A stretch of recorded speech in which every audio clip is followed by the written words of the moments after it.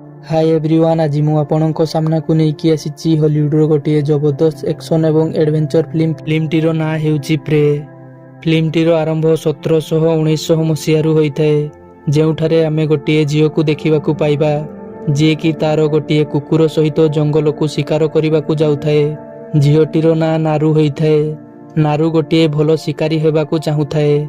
तापरे नारू जंगलरे गोटे हरिणर शिकार करिबाकु जोगी बसिथाए। से हरिणर शिकार करिबा पूर्वरु जंगलरे गोटे अजब शब्द शुभे। सेही शब्दरे हरिण सेठारु दौड़ी पलाई जाए। नारू हरिणर पछ करे, किंतु हरिण सेठारु पलाई जाए। एहा परे देखिबा नारूर साथीरे आसीथिबा सेही कुकुरटी गोटे जालरे फसी जाइथाए। नारूको जणा थाए कि सेही जालटी सेठारे किए बिछाई थाए। ठीक सेतिकी बेले आकाशरे गोटे अजब शब्द शुणा जाए। तापरे नारू गोटे पहाड़र उपरकू जाई आकाशकू देखे। ताकू आकाशरे गोटे एलियनर जहाज देखा जाए, किंतु नारू सेठारे एलियनर जहाजटी देखि किछि बुझी पारे नाही एवं सेठारु ता भाई पाखकू पलाई आसे। नारूर भाई गोटे बहुत भल शिकारी होइथाए। तापरे नारू ता भाई को कहे, आजि मो आकाशरे गोटे बहुत बड़ पक्षी को देखिबाकू पाइली, जहाकि सेही एलियनर जहाजटी होइथाए। किंतु नारू को ताहा आकाशरे उडुथिबा गोटे बहुत बड़ पक्षी लागे।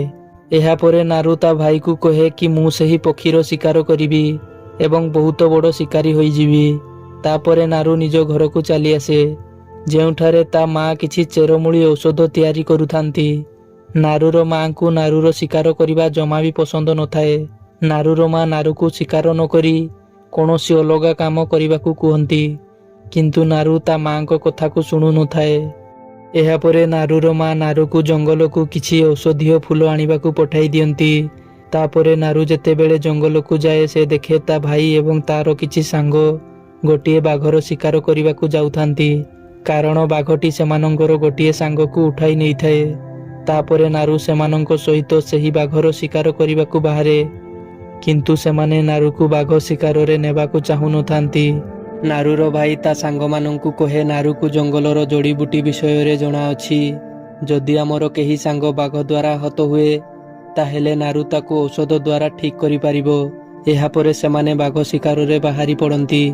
किछि बाट गला परे सेमानंकू बाघ तो मिले नाही, किंतु बाघटी सेमानंकर जेउ सांगटी को उठाई आनी थाए, से जंगलरे क्षत विक्षत अवस्थारे पड़ी रही थाए। तापरे नारू किछि औषध द्वारा ता भाईर सांगटी को ठीक करे। एहा परे सेमाने ताकू उठाई घर अभिमुखे बाहारी पड़ंती। जंगलरे बहुत अंधार होई जाई थाए। नारूर भाई सेमानंकू कहे, तमे माने सबु घर को चली जाओ, मु सेही बाघर शिकार करिकि ही घर को जीवी। एहा परे नारू ता भाई सहित सेही बाघर शिकार करिबाकू जीवाकू बाहारे, किंतु नारूर भाई ताकू न नेई एका बाघटी को शिकार करिबाकू जंगल को चली जाए। तापरे सेमाने सबु घर को जाउथांती। ठीक सेतिकी बेले नारू रास्तारे गोटे मरी जाइथिबा सापटी को देखे, जहाकू बहुत आश्चर्यजनक भावरे मारी दिया जाइथाए एवं से देखे ता पाखरे अजणा पाद चिन्ह सहित गोटे गछरे बहुत रक्त मध्य लागि थाए एवं एही शिकारटी सेही एलियनटी करिथाए।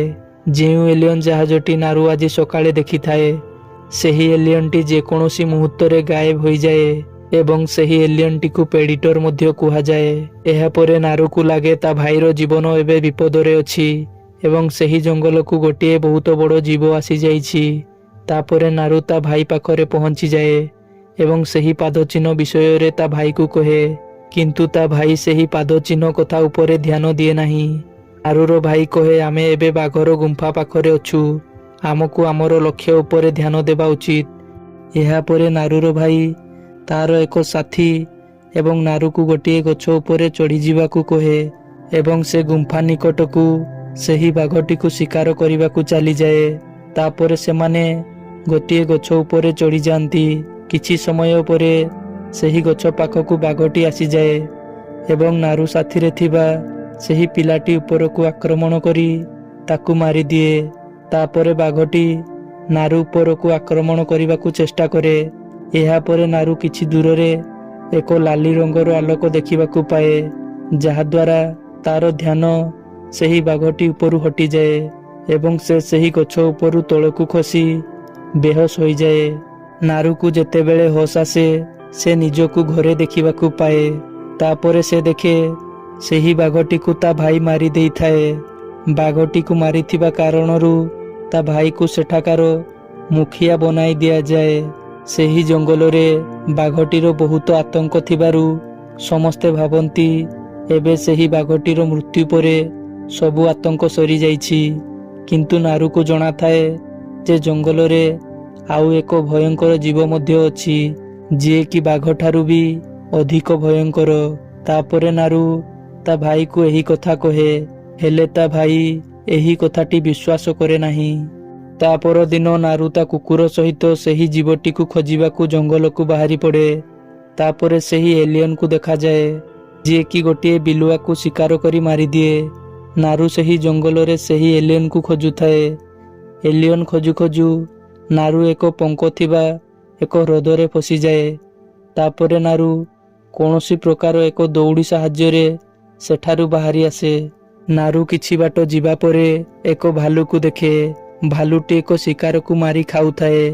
ତାପରେ ନାରୁ ନିଜ ଧନୁଷ ବାହାର କରି ସେହି ଭାଲୁକୁ ମାରିବାକୁ ଚେଷ୍ଟା କରେ, ହେଲେ ନାରୁର ଧନୁଷଟିର ଦଉଡ଼ିଟି ଛିଡ଼ିଯାଏ ଏବଂ ଭାଲୁଟି ନାରୁକୁ ଦେଖିନିଏ ଏବଂ ତା ଉପରକୁ ଆକ୍ରମଣ କରିବାକୁ ସେମାନଙ୍କ ଉପରକୁ ମାଡ଼ି ଆସେ।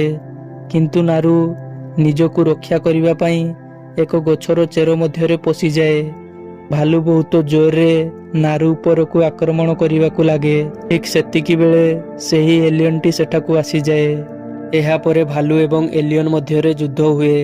ଏଲିୟନଟି ଭାଲୁଟିକୁ ସେଠାରେ ମାରିଦିଏ ଏବଂ ଭାଲୁର ରକ୍ତ ଯେତେବେଳେ ସେହି ଏଲିୟନଟି ଉପରେ ପଡ଼େ ନାରୁ ତାକୁ ଭଲ ଭାବରେ ଦେଖିପାରେ।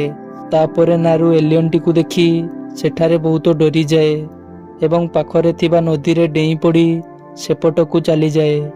ତାପରେ ନାରୁକୁ ତା ଭାଇ ପଠାଇଥିବା କିଛି ସାଙ୍ଗମାନଙ୍କୁ ଦେଖିବାକୁ ମିଳେ ଏବଂ ସେମାନେ ତାକୁ ନିଜ ସାଥିରେ ନେଇଯିବାକୁ ଚାହୁଁଥାନ୍ତି। ତାପରେ ନାରୁ ସେମାନଙ୍କୁ ସେହି ଏଲିୟନଟି ବିଷୟରେ କହେ, କିନ୍ତୁ ସେମାନେ ନାରୁର କଥାକୁ ବିଶ୍ୱାସ କରନ୍ତି ନାହିଁ। ତାପରେ ସେମାନେ ନାରୁର ହାତକୁ ଦଉଡ଼ିରେ ବାନ୍ଧି ନିଜ ସାଥିରେ ନେଇଯାଆନ୍ତି। ଏଲିୟନ ଏକ ଗଛ ଉପରେ ଥାଇ ଏସବୁ ଦେଖୁଥାଏ। ଏହାପରେ ଏଲିୟନଟି ଦେଖେ ସେମାନଙ୍କ ଭିତରୁ ଯେଉଁମାନଙ୍କ ହାତରେ ଅସ୍ତ୍ର ଥାଏ ସେ ସେମାନଙ୍କ ଉପରକୁ ଆକ୍ରମଣ କରି ସମସ୍ତଙ୍କୁ ମାରିଦିଏ। କିନ୍ତୁ ନାରୁ ସେଠାରୁ ନିଜ ହାତରେ ବନ୍ଧା ଥିବା ଦଉଡ଼ି ଛିଡ଼ାଇ ପଳାଇଯାଏ। ସେଠାରୁ ଯିବା ସମୟରେ ସେ ଏକ ଜନ୍ତାରେ ଫସିଯାଏ। ଏହାପରେ ଏଲିୟନଟି ମଧ୍ୟ ସେଠାରେ ପହଞ୍ଚିଯାଏ। ତାପରେ ସେ ନାରୁକୁ ଦେଖେ ଯେ ସେ ଏକ ଜନ୍ତାରେ ଫସିଯାଇଛି। ତେଣୁ ଏଲିୟନଟି ନାରୁକୁ ନ ମାରି ସେଠାରୁ ଚାଲିଯାଏ। କିଛି ସମୟ ପରେ ସେଠାକୁ କିଛି ଶିକାରୀ ଆସିଯାଆନ୍ତି, ଯେଉଁମାନେ କି ସେହି ଜାଲଟି ବିଛାଇଥାନ୍ତି ଏବଂ ସେମାନେ ଜଙ୍ଗଲରେ ଜାଲ ବିଛାଇ ଜଙ୍ଗଲର ପଶୁମାନଙ୍କୁ ମାରି ସେମାନଙ୍କ ଛାଲ ବାହାର କରି ବିକ୍ରି କରୁଥାନ୍ତି। ତାପରେ ସେମାନେ ନାରୁକୁ ଧରି ନିଜ ସାଥିରେ ସେମାନଙ୍କର କ୍ୟାମ୍ପକୁ ନେଇ ଆସନ୍ତି। ଏହାପରେ ସେମାନେ ନାରୁକୁ ସେଠାରେ ବନ୍ଦୀ ବନାଇ ନିଅନ୍ତି। କିଛି ସମୟ ପରେ ସେମାନଙ୍କ ଏକ ସାଥୀ ଆସି ନାରୁକୁ କହେ ଯେ ଏଲିୟନଟି ସେମାନଙ୍କର ଅନେକ ସାଥୀକୁ ମାରିଦେଇଛି। ଯଦି ତମକୁ ଏଲିୟନଟି ବିଷୟରେ କିଛି ବି ଜଣାଥାଏ ତାହେଲେ ଆମକୁ କୁହ। ନାରୁ କହେ, ମୋତେ ତା ବିଷୟରେ କିଛି ବି ଜଣା ନାହିଁ। ତାପରେ ସେମାନଙ୍କ ସର୍ଦ୍ଦାର ସେଠାକୁ ଆସେ, ଯିଏକି ନାରୁର ଭାଇକୁ ପୂର୍ବରୁ ବନ୍ଦୀ ବନାଇ ରଖିଥାଏ। ଏହାପରେ ସେ ନାରୁକୁ ଏବଂ ତା ଭାଇକୁ ଏକ ଗଛରେ ବାନ୍ଧି ଦିଏ, କାରଣ ଏଲିୟନଟି ଯେତେବେଳେ ସେମାନଙ୍କ ଉପରକୁ ଆକ୍ରମଣ କରିବ ସେମାନେ ଏଲିୟନକୁ ମାରିପାରିବେ। ଏହାପରେ ଏଲିୟନଟି ସେହି ଜାଗାରେ ପହଞ୍ଚିଯାଏ ଏବଂ ସେମାନଙ୍କର କିଛି ସାଥୀକୁ ସେଠାରେ ମାରିଦିଏ। ତାପରେ ନାରୁ ତା ଭାଇକୁ କହେ, ଆମକୁ ଡରିବାର କିଛି ଆବଶ୍ୟକ ନାହିଁ, କାରଣ ଏଲିୟନଟି ଶିକାରୀକୁ ମାରେ, ଶିକାରକୁ ନୁହେଁ। ଏଲିୟନ ସେମାନଙ୍କ ସାମ୍ନାକୁ ବଢ଼ିବାକୁ ଲାଗେ। ଠିକ୍ ସେତିକି ବେଳେ ଏଲିୟନର ଗୋଡ଼ ଏକ ଜନ୍ତାରେ ଫସିଯାଏ ଏବଂ ଶିକାରୀମାନେ ତା ଉପରକୁ ଆକ୍ରମଣ କରିବାକୁ ଲାଗନ୍ତି, କିନ୍ତୁ ଏଲିୟନ ସେମାନଙ୍କୁ ସେଠାରେ ମାରିଦିଏ। ତାପରେ ନାରୁ ସେମାନଙ୍କୁ ବନ୍ଧା ଯାଇଥିବା ଦଉଡ଼ିଟିକୁ ଏକ ଜନ୍ତା ସାହାଯ୍ୟରେ କାଟିଦିଏ। ଏହାପରେ ନାରୁର ଭାଇ ଏକ ଘୋଡ଼ା ଆଣିବାକୁ ଚାଲିଯାଏ ଏବଂ ନାରୁ ମଧ୍ୟ ତା କୁକୁରକୁ ଆଣିବାକୁ ଶିକାରୀମାନଙ୍କର କ୍ୟାମ୍ପକୁ ଚାଲିଯାଏ। ତାପରେ ଏଲିୟନଟି ସେଠାରେ ଏକ ହେଲିମେଟକୁ ଫିଙ୍ଗିଦିଏ ଏବଂ ତାର ହେଲିମେଟରୁ କିଛି ଅଜବ ବୋମ୍ ବାହାରି ସେଠାରେ ବ୍ଲାଷ୍ଟ ହୋଇଯାଏ ଏବଂ ଶିକାରୀମାନେ ସେଠାରେ ମରିଯାଆନ୍ତି। ଏପଟେ ନାରୁ ଶିକାରୀମାନଙ୍କ କ୍ୟାମ୍ପକୁ ପହଞ୍ଚିଯାଏ। ତାପରେ ସେ ସେଠାରେ କିଛି ଶିକାରୀକୁ ମାରି ତା କୁକୁରକୁ ସେଠାରୁ ରକ୍ଷା କରି ନିଜ ସାଥିରେ ନେବାକୁ ଯାଉଥାଏ। ଠିକ୍ ସେତିକି ବେଳେ ସେହି ଶିକାରୀଟି ପହଞ୍ଚିଯାଏ, ଯିଏକି ନାରୁକୁ ପ୍ରଥମେ ସେହି ଏଲିୟନଟି ବିଷୟରେ ପଚାରିଥାଏ। ଏଲିୟନଟି ସେହି ଶିକାରୀଟିର ଏକ ଗୋଡ଼କୁ କାଟି ଦେଇଥାଏ। ସେ ନାରୁକୁ ତାକୁ ଠିକ୍ କରିବାକୁ କହେ ଏବଂ ତା ବଦଳରେ ସେ ନାରୁକୁ ଏକ ବନ୍ଧୁକ ଦବ ବୋଲି କହେ। ଏହାପରେ ନାରୁ ସେହି ଶିକାରୀଟିକୁ କିଛି ଔଷଧୀୟ ଫୁଲ ଖାଇବାକୁ ଦିଏ, କାରଣ ତାକୁ ଖାଇବା ଦ୍ୱାରା ତାର ଗୋଡ଼ର ରକ୍ତ ବାହାରିବା ବନ୍ଦ ହୋଇଯିବ ଏବଂ ସେ ଠିକ୍ ହୋଇଯିବ। କିଛି ସମୟ ପରେ ସେଠାକୁ ଏଲିଅନ୍ଟି ଆସିଯାଏ ଏବଂ ସେ ଯେଉଁ ଶିକାରୀଟିର ଗୋଟିଏ ଗୋଡ଼କୁ କାଟି ଦେଇଥାଏ ସେ ସେଠାରେ ପଡ଼ିଥିବାର ଦେଖେ। ଶିକାରୀଟି ସେହି ଔଷଧୀୟ ଫୁଲ ଖାଇଥିବା ଦ୍ୱାରା ତା ଦେହଟି ଥଣ୍ଡା ପଡ଼ିଯାଇଥାଏ, ତେଣୁ ଏଲିଅନ୍ ତାର ମୃତ୍ୟୁ ହୋଇଯାଇଛି ବୋଲି ଭାବେ। ଠିକ୍ ସେତିକିବେଳେ ଏଲିଅନ୍ର ଗୋଡ଼ ସେହି ଶିକାରୀଟିର ଅନ୍ୟ ଏକ ଗୋଡ଼ ଉପରେ ପଡ଼ିଯାଏ। ତା ଗୋଡ଼ ପଡ଼ିବା କାରଣରୁ ଶିକାରୀଟି ଚିଲ୍ଲାଏ ଏବଂ ଏଲିଅନ୍କୁ ଜଣାପଡ଼ିଯାଏ ଯେ ସେ ଏବେ ମଧ୍ୟ ବଞ୍ଚିଛି।